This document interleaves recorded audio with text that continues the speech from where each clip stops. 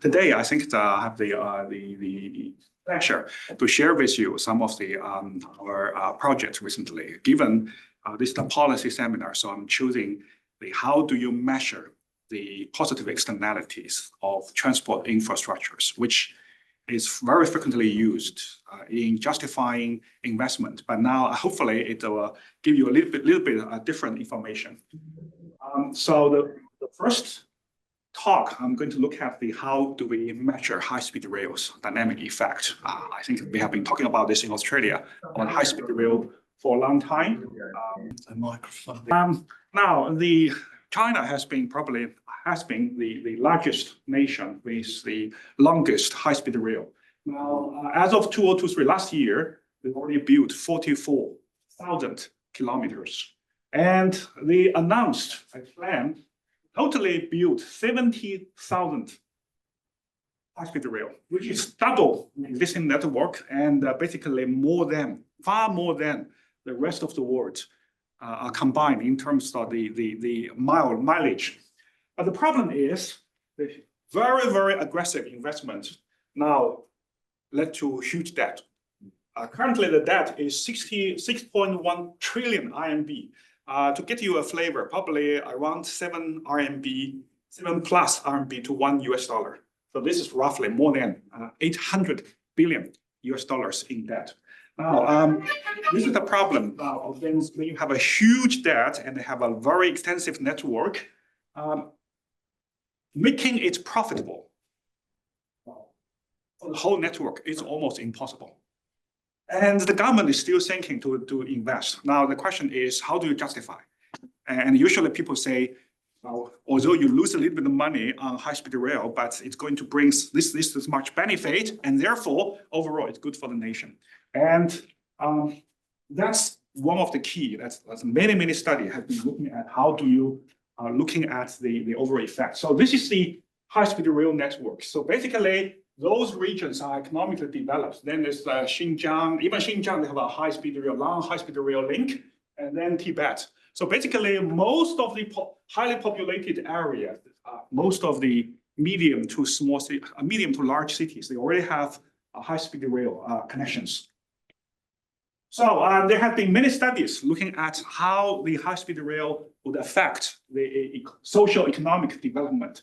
There have been looking at the effect of GDP, asset investment, spatial regional heterogeneity. They look at the employment, mobility, population, household income. They also look at greenhouse emission. So basically, much of the content or topics that you could think of have already been tested because it's a huge market and it has been developed for so many years.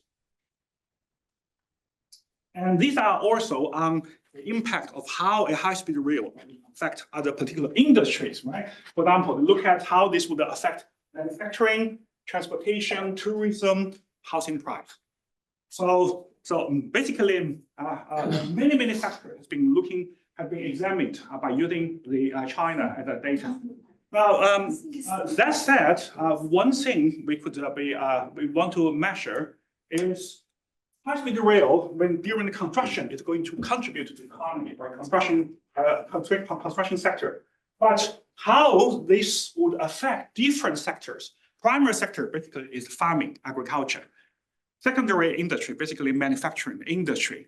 Then tertiary industry, service sectors, right? Now, high-speed rail, in addition to bring on the overall GDP or economy, whether there are going to be dynamic effects or separate or independent effect across different industry sectors, that is still relatively understudied. And this is one thing we want to analyze. Right? And another thing we want to really move beyond existing study is whether there's any dynamic effect. That is, when you introduce a high-speed rail, it's going to bring some impact even before it's put into operation because of construction. But over time, there may be some dynamic effect which take time to observe. And this is something we want to measure. Also, it's called staggered expansion because now if you look at China, because the network is so large, so every year they have some new segment and new stations introduced. So which means if you use regular, usually we use the panel data or time series data. Sometimes you mix the effect because, for example, if some stations, some cities was introduced or have the newly have HS high-speed rail services, right? And that effect, if it's declining, but then later you have a new stations open. And then you are mixing the tapering effect with the new startup effect with other stations. So that way you cannot really precisely estimate the high-speed rail's effect toward particular cities or regions, right? Because you pulled up a data with many stations introduced each year. So one way to do it is instead of using time series, you convert its cities as have high-speed rail for the first year, second year, third year, fourth year. So that's an intuitive way to address this problem. And then you could do also control the configuration change. Initially, if you only have Beijing, Shanghai linked up, there's no network. But then over time, with the high-speed rail expanding, then there will maybe significantly increase in network effect. It's like a mobile phone. When you have only one mobile phone, zero value. Two mobile phone value increase, and then network increase, the value of the network will increase. So this is another issue that people want to analyze. Now, traditionally, when people look at the identification of this kind of effect, usually use DID, difference in difference. The idea is you have two groups of cities. One of the group, we call it the control group. Those are the cities do not have high-speed rail services. And then you have another group, right, which initially also have no high-speed rail services. But then at a time, if high-speed rail is introduced, right, overall, all those cities have an economic growth. But then after introduction of high-speed rail, these treatment groups have higher pace of increase. Then that higher pace of increase compared to the normal trajectory similar to the treatment group, that would be the treatment effect, right? Very intuitive. So basically, most of the studies using difference in difference and by looking at this additional effect. Now, because you are putting all the observations together, the treatment effect basically it should be best interpreted as the mean. So essentially, you are estimating this line, right? So this line would be your predicted difference made by high-speed rail. Okay. So this is the very traditional approach. Now, why this approach might have problem?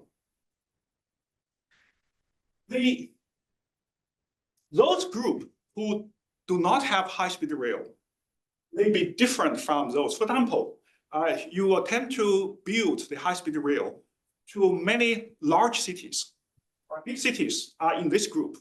And then this group would be the small cities.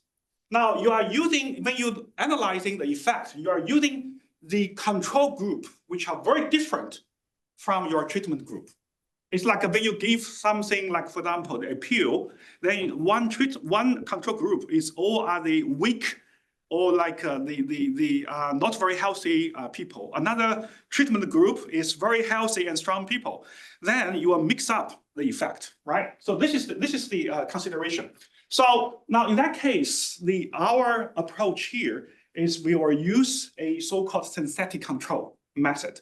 The idea is we want to predict what those companies, what those cities will behave like without construction the high-speed rail. So basically, we will use a method to build the dotted line. This would be, otherwise, if there were no high-speed rail construction, what those cities will behave like. And then we will be looking at this effect, will be predict the effect. So let me iterate. So the DID estimation have a problem because your control group and treatment group may be very, very different. So one way, so in that case, you are comparing apple to orange. What we want to do is to predict what the orange will behave like, and then compare the orange's actual performance, then we get the real effect. Okay. So That idea has been implemented by some studies in recent years. These are the two the recent studies using a synthetic control method. So what they have been doing is this would be the historical data, and now there's a treatment. So they will use the synthetic control to predict what this the treatment groups will behave like, and then they look at the difference. But what they have been doing is basically the estimation, and occasionally they use year-by-year dynamic impact estimation. But then they were likely to miss some of the dynamic effect because they are only looking at one city at a time, and it's a year-by-year estimation. So another method which has been proposed is look at multiple years data. And these are the actual observations and average all those effects out. So basically, they compute average year by year, and then the average, and then the difference would be the treatment effect, right? So these are the status quo. And then another method is could use is so-called staggered supply, the synthetic control. So we convert the year into the year of operation, the year before, and the year after. Then they would control and reduce some of the variations and remove the complication. And over a period, each year you have new stations introduced. Okay, so these are the status quo, and what we want is we introduce the dynamic synthetic control, and then we will first estimate a staggered the synthetic control over the years, and then we will do a robustness check with lag effect and the stacked expansion effect. And then we would be able to really identify the true effect and also the dynamic effect of high-speed rail expansions. Okay. So in that case, this is our approach. By the way, if I'm running too fast, please stop me. I'm trying to finish within 40 minutes. I might have been running too fast, but just stop me anytime, okay? So the way we have been doing it, we collected the data for all the large cities, medium to large cities in China. So that altogether, there's about 278 cities at the prefecture level. And we collected their data from 2001 to 2019 period. Okay. So altogether, 181 cities, they had high-speed rail. 97 cities, they do not have high-speed rail, so they are in the control group. Now, these are the different color. Okay, these are the blue color are non-high-speed rail regions. Okay, and these are the core cities. Core cities are the provincial capital, plus the cities, largest cities directly controlled by the central government: Beijing, Shanghai, Guangzhou, and Chongqing, 4 cities. So these are all the largest cities. These are eastern region, economically more developed, and then central region. Usually, in general, these are the high-income provinces. Lower income, lowest income. And so this is the general distribution, and we want to look at also the regional effect. Okay. So what we have been doing, so this is, for example, 2012 and 2017. As I mentioned, the core idea of synthetic control is, for example, I want to measure the effect on Shanghai when a high-speed rail is opened, right? So what I'm going to do is I will try to use data to predict what Shanghai would behave if there were no high-speed rail introduced. So it's a counterfactual. Counterfactual means it's not real. I have Shanghai's after high-speed rail introduction, the GDP or employment or whatever dependent variable you want to measure. And if I can predict what Shanghai would have been without a high-speed rail, then the difference is the treatment effect. The method of generating a counterfactual Shanghai is so-called synthetic control method. I hope that's so. During the analysis, the key is to create a counterfactual of the treatment group. So now these are the control groups in 2012, and these are the control group, the brown color, right? The light color are the control group. As you can see, in different year, the control group are different. Why? Because our control group is artificially created with econometrics. The algorithm will choose the regions are most similar to the treatment group and then generate the counterfactual, the unreal, the comparisons. Therefore, the algorithm will assign different weight on the control group, and therefore the choice of control group will be slightly different. The idea is to man-made a comparison that's similar to the treatment group. Not sure if I conveyed the idea correctly. Okay, so I probably can further elaborate that during the Q&A. Yeah, probably better to explain this with some of the formulas. So we look at the performance through two indicators. One is called industrial servitization. This dependent variable is a ratio of the output value of the tertiary service industry to manufacturing or industry output. Second, the industry. So that is a measure whether service sector account for higher proportion in the overall economy. Because generally it's believed when the economy grows, the service sector will account for a higher percentage of the overall economy. So therefore, we can regard this one as an industry upgrade. Intuitively, if high-speed rail enhance the service sector's percentage, it might be a good sign.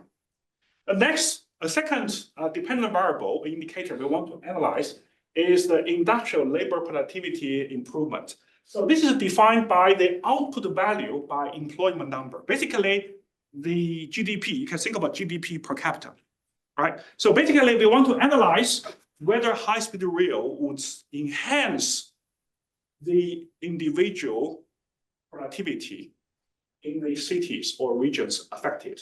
So this is the output divided by employment, and this is the percentage of each industry sector's percentage. So this is basically weighted per person output, or we could say labor productivity, right? Then we have other control variables: GDP, population, employment, wage, infrastructure, governance, etc. Infrastructure could also include, for example, how many hospital beds in that area. So we try to collect the control variables consistent from the previous literature. Right. So how do we implement the synthetic control method? Right. So these are the dependent variable. Dependent variable is depend on the coefficient. And these are the, for example, observable variables, unobservable variables, and the error term, right? The observable predictors are those which we just described. And then the what we do, the way we compute the synthetic control is these are the dependent variable. And as a weight of all those observable and unobservable variables. The way it is, for example, we have a group of cities which had high-speed rail services. And then we will use those control variables to produce a group of variables or synthetic controlled cities that are closest to the control variables. So basically, we are making a group of cities that are similar to the control groups. Let me repeat. We have For example, we have small cities which does not have high-speed rail. We have a large cities group, the treatment group, which have high-speed rails. Then we will use the observables, which we just described, to create a counterfactual group of large cities that are similar to the small cities, the control group. Okay, and the way is, this is a definition of the net control the method, and we will define a algorithm to minimize the difference between the actual treatment and the counterfactuals. So we produce the group that is most similar. Okay. And then we use the staggered synthetic control method. Okay. So in that way, we convert all those time series into 1 year after opening, 2 years after opening, 3 years after opening, and then we can compute the average impact. Right. So these are basically the methods we use, and this is the result. Now, this is the servitization, basically the change of the proportion of the service sector. So you can see the effect of high-speed rail on service proportion increase this proportion until the 5th year, reach the peak, and then the effect gradually decline. What does that mean? When you introduce a high-speed rail to a region, that would further enhance the percentage of the service sector in your economy. That increasing effects reach the peak and then quickly diminish. So, in summary, if you introduce high-speed rail, it will enhance overall the service sector's percentage, but that effect is more or less one shot. Once it is opened, it reaches the peak and then gradually fade away. Now, this is the individual productivity effect. So basically, when you introduce high-speed rail, it will enhance the per person's productivity or GDP per capita, and that effect is long-lasting. That will be staying there for extended period. Okay? One-shot effect on enhancing the service sectors, the percentage, long-lasting effect of enhancing productivity. And then we divide the effect into different regions. These are the large cities, which is similar to the pattern observed. Now, if you look at all other regions, in other regions, these medium to small cities, service sector's proportion increase a little bit, then decrease. There's only one region in northern part of China, the service sector is increasing. It is because that region is in recession. Their industry output is declining, and therefore it's an artificial increase, but actually the whole economy is not very good. So overall, large cities enjoy some increase in servitization. Other small cities and regions, they suffer. Because when you have very good connection with large cities, those population and business tend to move to large cities. This is an effect, reasonably well known. Now, this is the labor productivity.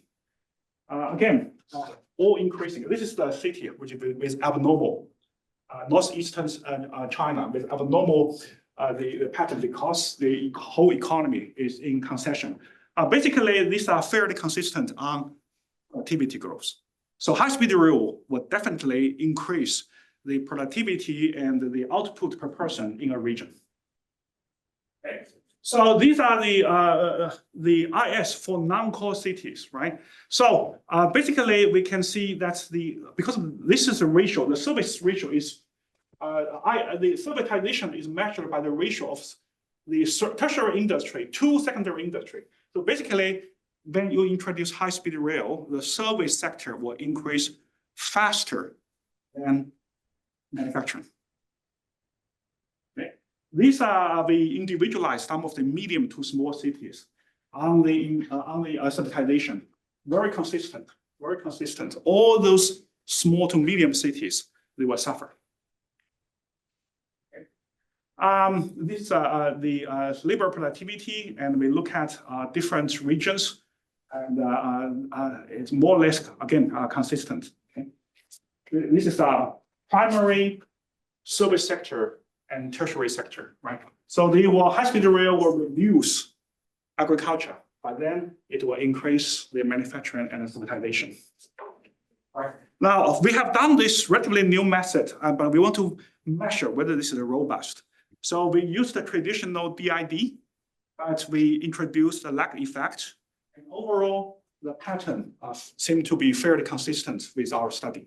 So which means our new methods yield consistent result, but the magnitude and application seem to be better. Okay. So we also introduced another term, which is measure the network size and also a city's high-speed rail connectivity. For example, how many cities can you reach through high-speed rail? And we use the quantile regression, and again, the results seem to be quite consistent. Okay. So in summary, for my first case study, I look at the high-speed rail, and what's our key finding is there seems to be a dynamic effect. Mainly for servitization, there is an inverted U one-shot effect. You introduce high-speed rail, it will push up the service sector. And now for the labor productivity improvement is long-lasting. We're also looking at the regional heterogeneity. We noticed the servitization effect is stronger in large cities and it lasts longer. But for the IP, the productivity one, there's quite a bit. It's more or less consistent across different regions, although the effect on large cities seem to be stronger. There's some caution. Okay, now in summary, we found consistent benefit, one-shot benefits on servitization and long-lasting productivity growth. But our result cannot be interpreted as saying it's worthwhile to invest on high-speed rail.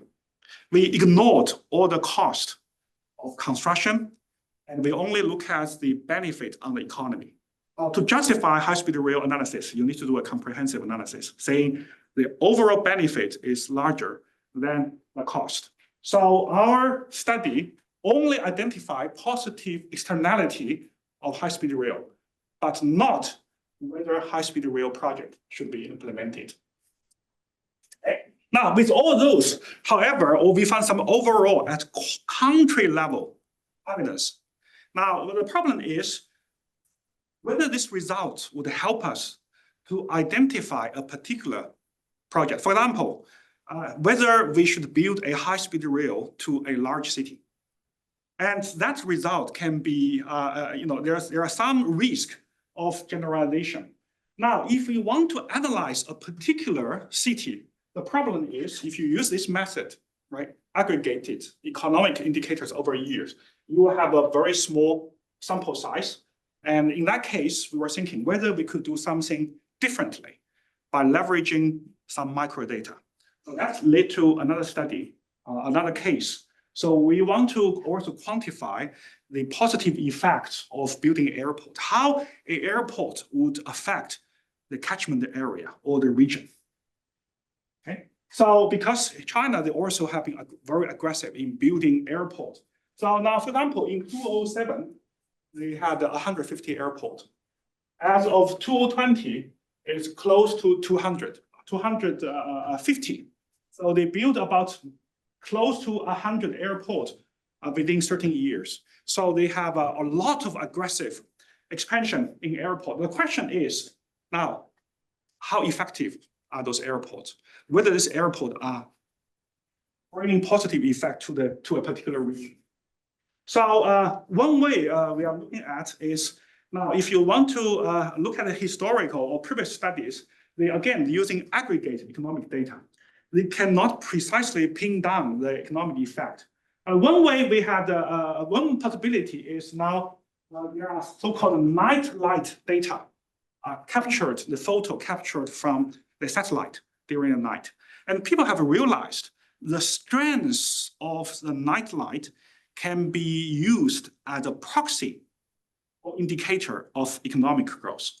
Now, that's a good news because you have a photo, which means you have a rich data across a region. You have a very, very objective, in a way, objective way to measure across a region with a very detailed spatial effect, right? So in that way, we are thinking to use that data to measure the effect. Now, I'll give you a flavor. These are the photos, nightlight photos of different regions, right? Now, for example, this is Korea. So this part is South Korea. This is the Pyongyang, North Korea. So really, the economic development in a region can be used to measure economic strength. But of course, there are some catch-up. For example, if you look at this ocean, right? Ocean, there are some light up. For fishing boat. Fishing boat, they have a light in the night. So even that can be captured. That light can be captured. So during the processing, you need to do something to remove, for example, road light and also the camera, because if you have a long duration, the camera is aging. So you need to do some of the data cleaning. These are Indonesia.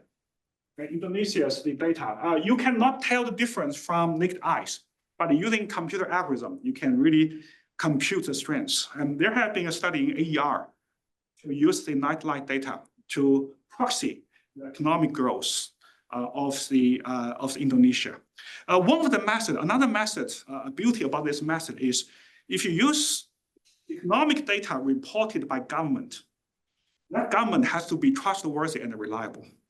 But if you want to, for example, do an economic study for Africa, where the institutional system is not that well prepared and the data may not be that trustworthy, this can be used as an alternative.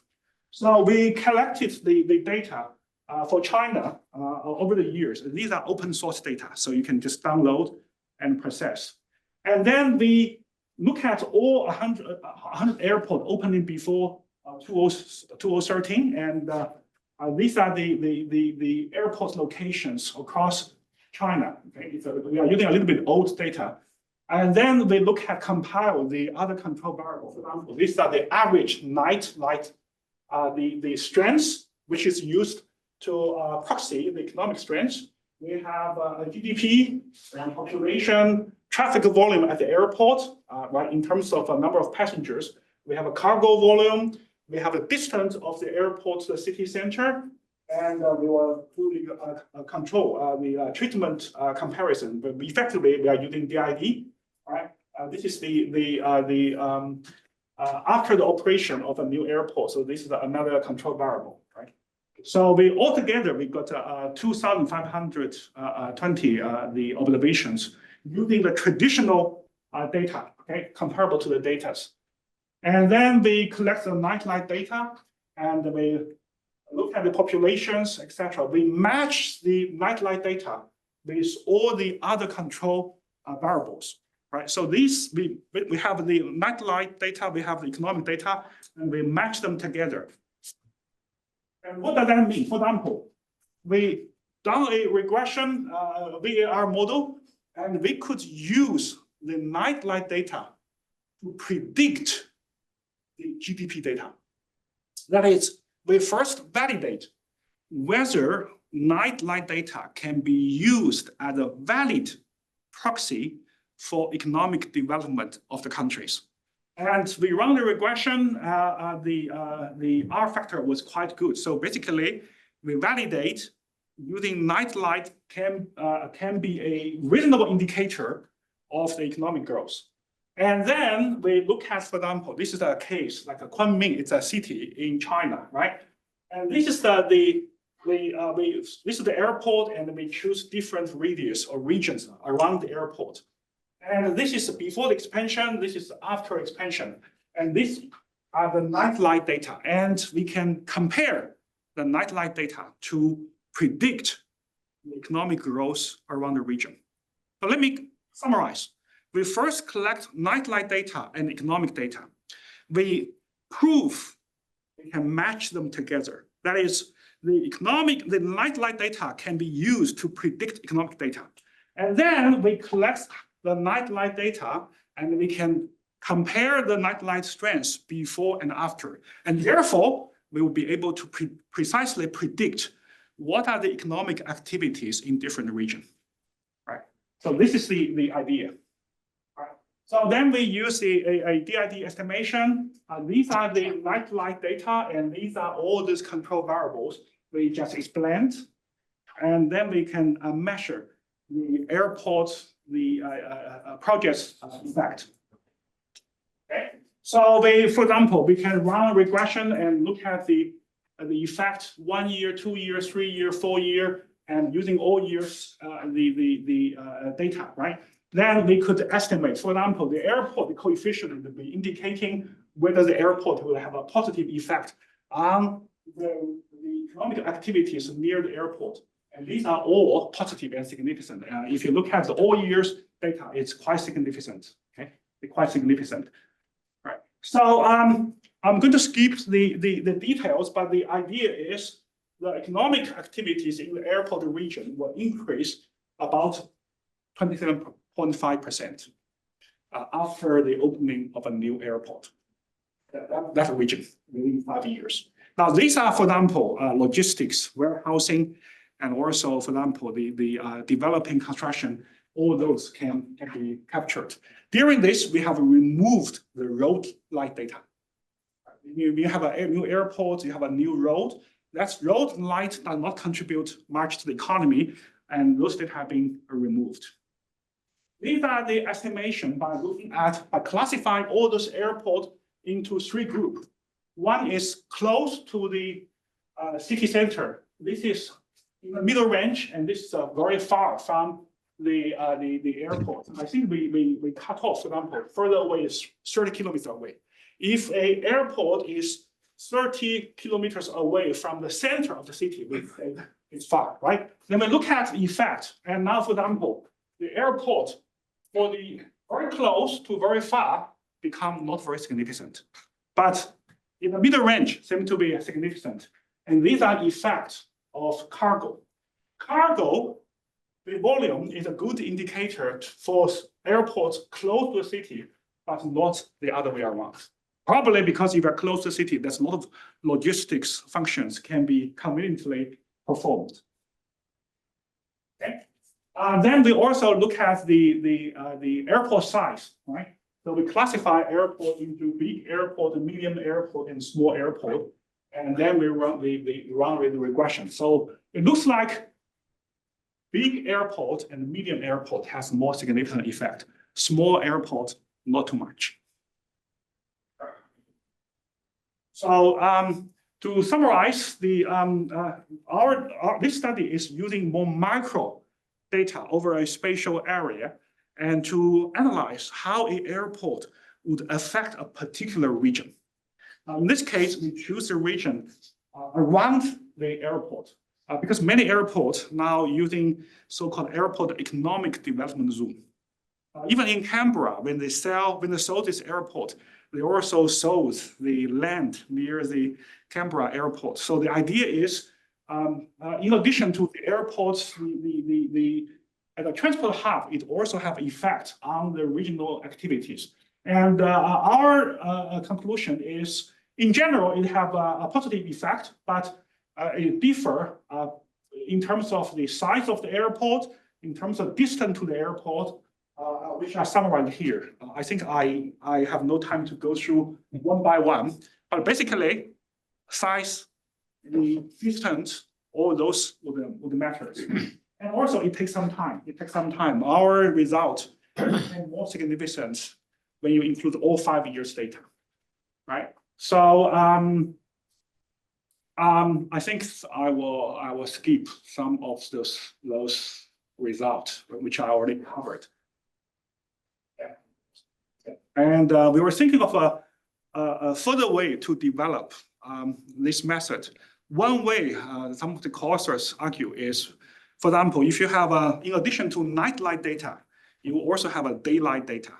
And from the daylight data, you may be able to tell, for example, this is a manufacturer, this is a apartment building, and this would be the road. Now, in that way, you could actually assign the character or attribute to different regions. And that would be allow us to get more detailed data and also from one single source. And that way may allow us to get more information. I finished in 45 minutes. Thank you. That's terrific. Thanks, Xiaowen. And I'm sure we have millions of questions, but I'm going to open it up to, as is tradition in these seminars, to the floor first. I'm just going to ask people to keep their questions brief so we can give everyone a fair crack. Yeah. Great talk as always, Xiaowen. Entertaining. As you walk through the explanation, I kept thinking about what is the evidence on the redistribution of the location of jobs? Because that's a really important result.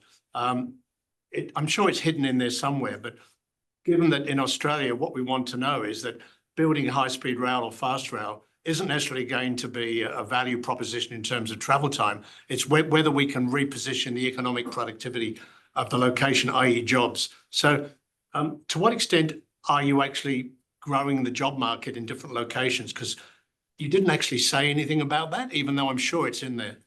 Very good question. We didn't mention this in our particular study. It's because there are quite a few studies have been analyzing that effect. Overall, the finding is if you have a high-speed rail, there were going to be actually many jobs and people move from medium to small cities to large cities. The large cities always win because people want to higher salary, although expenses are also high, but there's sometimes people describe as a siphon effect, or they say aggregation effect, because when many input, including human, including the labor, aggregate together. Also, if you have a many segments of a supply chain come together, there are going to be a lot of synergy effect. And therefore, when you have high-speed rail, it's basically reduce the mobility cost. Then you get many people from, especially the rural area, they will go to the larger cities, push up the housing price, the cost, but also meanwhile, create more jobs and employment. So this study, we are looking at mainly the servitization, whether the service sector.